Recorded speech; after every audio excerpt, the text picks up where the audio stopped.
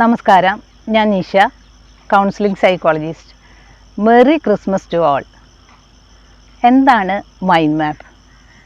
Mind map എന്നത് ദൃശ്യപരമായി ആശയങ്ങൾ സംഘടിപ്പിക്കാനും അവ എളുപ്പത്തിൽ ഓർത്തെടുക്കാനും ഉപയോഗിക്കുന്ന ഒരു രേഖാചിത്രമാണ്. ശൂന്യമായ ഒരു പേജിൻ്റെ കേന്ദ്രത്തിൽ ഒരു ചിത്രം വരച്ച് അതിനോട് ചേർത്ത് ആശയങ്ങൾ വരകളിലൂടെയും ചിത്രങ്ങളിലൂടെയും കൂട്ടി യോജിപ്പിച്ചാണ് മൈൻഡ് മാപ്പ് സൃഷ്ടിക്കുക.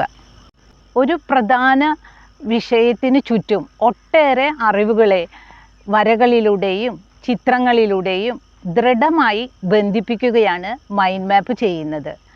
ഈ വിവരങ്ങൾ ഓർത്തെടുക്കേണ്ട അവസരങ്ങളിൽ നിങ്ങളുടെ ചിന്തയെ ഒന്നിൽ നിന്ന് മറ്റൊന്നിലേക്ക് നയിക്കുകയാണ് മൈൻഡ് മാപ്പ്.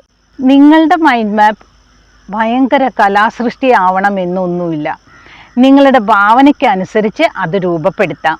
ഓരോരുത്തരുടെയും മൈൻഡ് മാപ്പ് വേറൊരാൾക്ക് മനസ്സിലാവണമെന്നില്ല. നിങ്ങളുടെ മൈൻഡ് മാപ്പ് നിങ്ങൾക്ക് മനസ്സിലായാൽ മതിയാകും. ഹൃദ്യസ്ഥമായ അറിവുകൾ മനസ്സിൽ ക്രമമായും ഭദ്രമായും സൂക്ഷിക്കാനും അവ സമയനഷ്ടം കൂടാതെ പുനരവലോകനം ചെയ്യാനും ഓർത്തെടുക്കാനും മൈൻഡ് മാപ്പ് നിങ്ങളെ സഹായിക്കും. വിദ്യാർത്ഥികളെ കൂടാതെ എഞ്ചിനീയർമാർ, ഡോക്ടർമാർ, പ്രഭാഷകർ മുതലായ ജീവിതത്തിൻ്റെ പല തുറകളിലുള്ള ആളുകൾ ഇന്ന് മൈൻഡ് മാപ്പ് ഉപയോഗിക്കുന്നുണ്ട്. ശൂന്യമായ ഒരു കടലാസ് എടുക്കുക, വരയിട്ടതാവരുത്. കടലാസിൻ്റെ നടുക്ക് ഒരു ചിത്രം വരയ്ക്കണം. എഴുതുന്ന വിഷയം പ്രതിനിധീകരിക്കുന്ന ഒരു കേന്ദ്ര ചിത്രമാണ് അത്. ചിത്രം ഭയങ്കര ഒരു കലാസൃഷ്ടിയൊന്നും ആവണമെന്നില്ല. ഒരു സ്ക്വയർ ആയാലും മതി.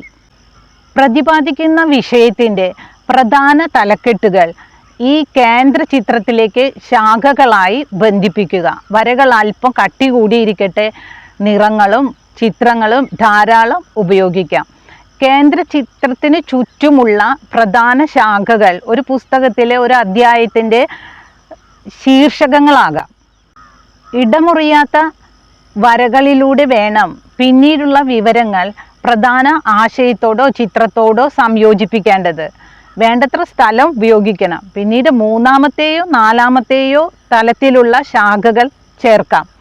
ചിത്രങ്ങളും കളറുകളും ഓർത്തെടുക്കാൻ കഴിയുന്നവയായിരിക്കണം.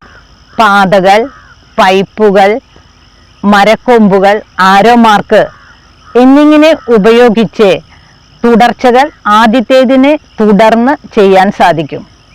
ബ്രിട്ടീഷുകാരനായ ടോണി പൂസാൻ എന്ന വിദ്യാഭ്യാസ വിദഗ്ധനാണ് മൈൻഡ് മാപ്പിനെ ഇതുപോലെ ആധുനിക രീതിയിൽ രൂപപ്പെടുത്തിയിട്ടുള്ളത്. വിഷ്വൽ ലേണേഴ്സിന് ഇത് വളരെയധികം ഉപകരിക്കും. നന്ദി.